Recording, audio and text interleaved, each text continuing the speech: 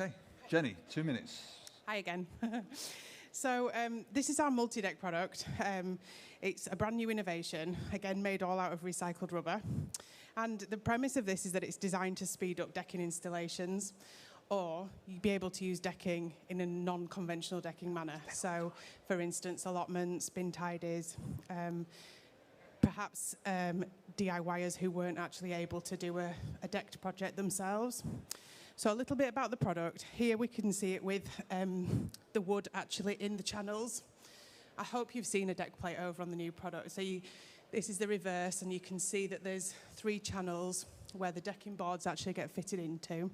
So from an installation point of view, the boards get put into the channel and screwed in. That's how they're secured. And then another deck board would be laid next to this, and then an adjoining piece of wood would be put into this section here. Any length of deck can be used.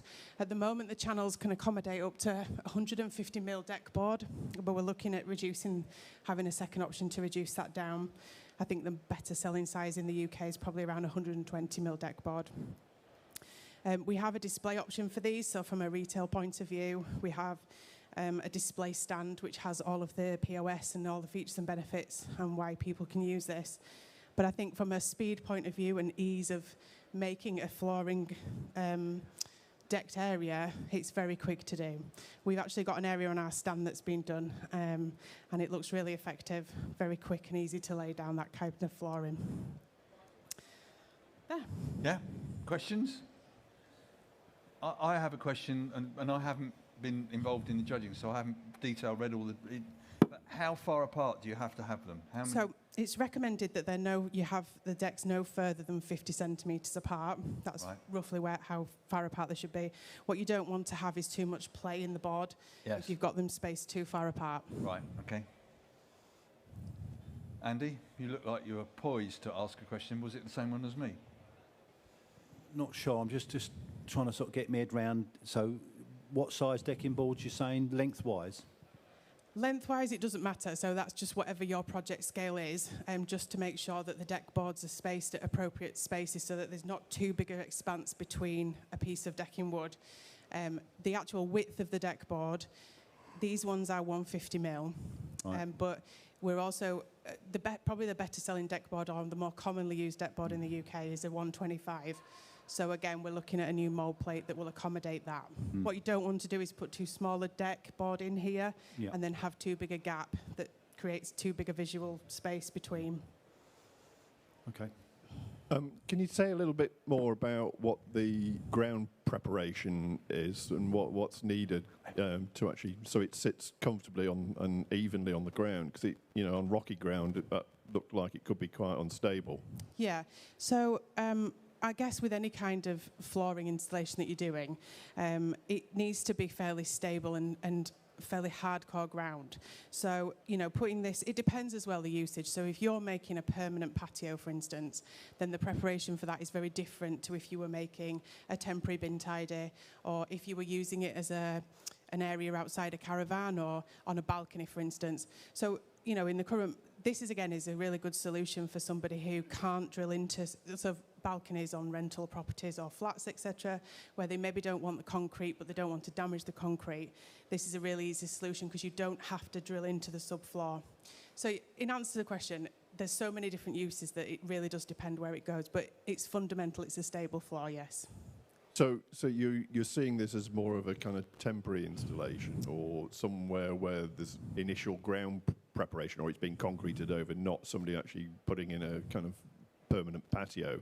I think we see it as all those options. I mean, somebody who's wants to use a traditional decked area probably may still use that format of the traditional format of putting in a true decked area.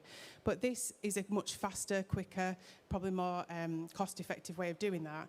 But I think we view this as a ways for opening up opportunities for having decking where you couldn't already have decking today. Brilliant. Thanks, Jenny. You're welcome. So,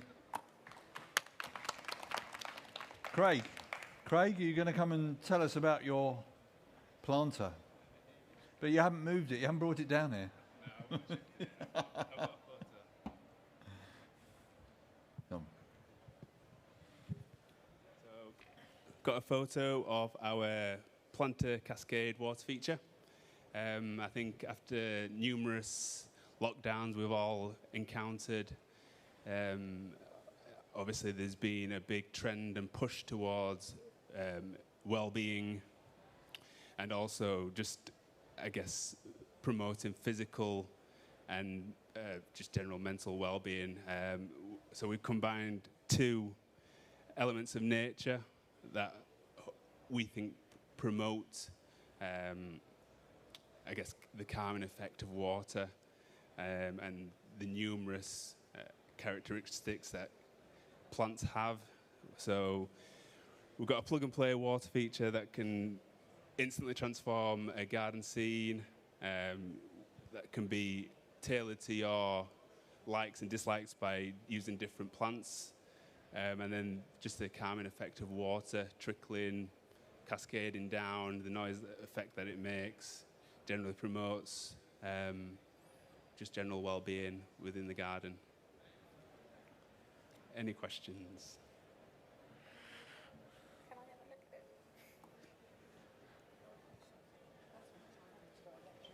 So it's plug and play, so you can literally get it set up within 10 minutes. Have you got one on the stand that's working? There's one on the stand that's working. And there's one on new products that isn't working because we don't have power on new products, but it's good. Any other questions? What's it actually made of? What's the planter made of? It's made out of polyresin, so it's relatively lightweight, but not lightweight enough for me to carry it over here. And yeah, easy to set up. Retail price? Retail price is $399. Okay. Good. No other questions. Thank you, Craig. Thank you. Thank you very much. There you go. I don't think I should introduce myself again. This is a bit rude, isn't it? So this is our Carolina border. For anybody that hasn't seen our border range, this is, again, made from recycled tyres, same story. We have a whole range of borders, but new to the market this year is this one. And the reason we've introduced this into the ranging is because a lot of our borders traditionally we've tried to steer away from them looking like the concrete or the wood alternatives. But there's been a demand for a more curved silhouette, something that looks a bit more like traditional fence panels that are in the garden centres. And so we introduced this silhouette. It's got it in the grey this year, done really, really well. Grey's just selling everywhere, and particularly in our garden borders. So you can see from here, the flexibility of this border is really, really super easy to move. It's also, from a staking point of view, you can create really great curves in the garden. Each of the lengths comes with its own stake pack with it. So you have stakes that go over the top of the product and down into the ground behind it. And then you'll have an interconnecting piece so that you can join up different lengths of the border together. It's a really easy installation. It involves no digging. There's no concreting required. They're also very lightweight from a take-home point of view for the consumer. And we introduced this one because of its height. So a lot of our other borders in these kind of ranges are generally around the 9-10 centimetres, whereas this one's higher at the 16-17 centimetres, depending on the curve. Obviously, everything's made from recycled rubber. It can be part of a merchandise stand collection, pack size of 4, and a retail of around $16.99 per length. Okay. Any questions? No? And we asked all the questions about the recycled rubber before, so Yes. thank you very much, Thank you Jenny. very much. Thank you.